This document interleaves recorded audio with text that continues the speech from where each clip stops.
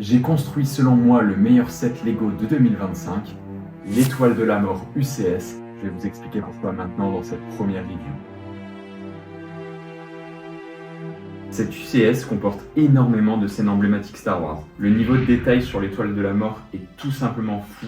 On y retrouve par exemple le compacteur de déchets. On peut y mettre plusieurs personnages, on peut y mettre Chewbacca, Han Solo, etc. Juste moi, dans ma mise en scène globale, j'ai décidé de les répartir différemment. Je trouve le compacteur de déchets super bien réussi, le mécanisme fonctionne parfaitement.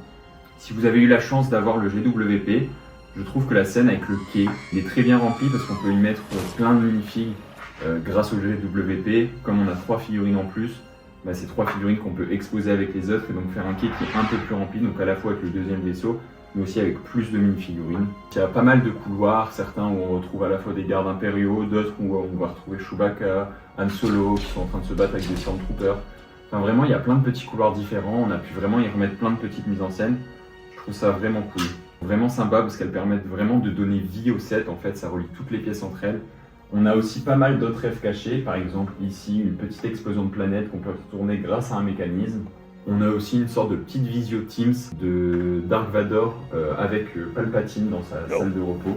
Dans le set, on a plein d'autres petites rêves, notamment aussi à la saga Skywalker, donc les jeux, par exemple comme avec ce Stormtrooper avec son slip de bain. Moi personnellement, c'est le petit truc qui m'a fait craquer pour le set parce que je trouve la minifig tout simplement exceptionnelle. Honnêtement, je vois pas comment ils pourraient ressortir cette figurine dans un autre set ou quoi que ce soit. Je trouve que là, la référence est parfaite. Elle est cachée, donc pour ceux qui sont pas forcément fans des jeux, qui n'y ont pas joué, qui n'y sont pas attachés, ce qui est cool, c'est que la scène n'est pas visible, c'est vraiment une rêve cachée. Il y a aussi plein d'autres petites références au jeu, notamment un mini-kit qui est caché à l'arrière de la construction. À chaque fois, je pense qu'ils ont fait exprès de mettre les références des jeux, comme tout le monde n'y est pas forcément attaché, à des endroits un peu cachés. La petite scène ici, avec Luke et Leia au niveau du pont, elle est très bien réalisée.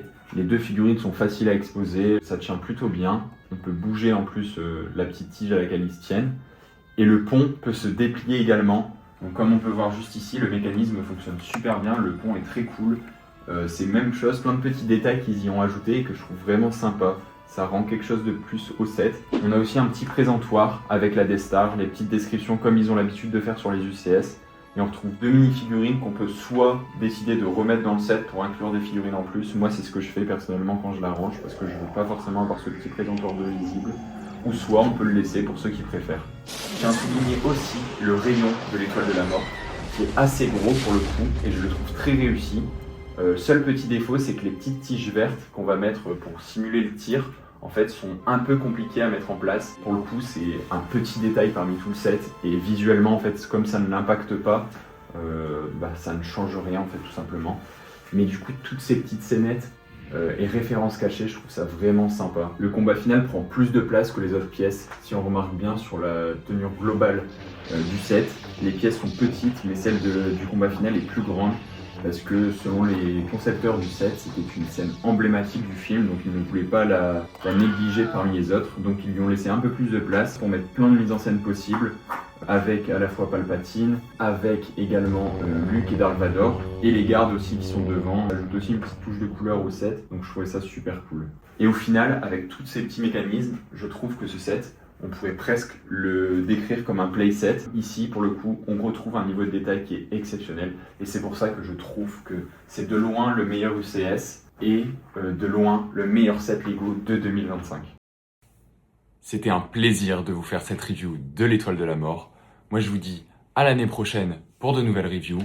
Allez, Chewie, on passe en hyperdrive.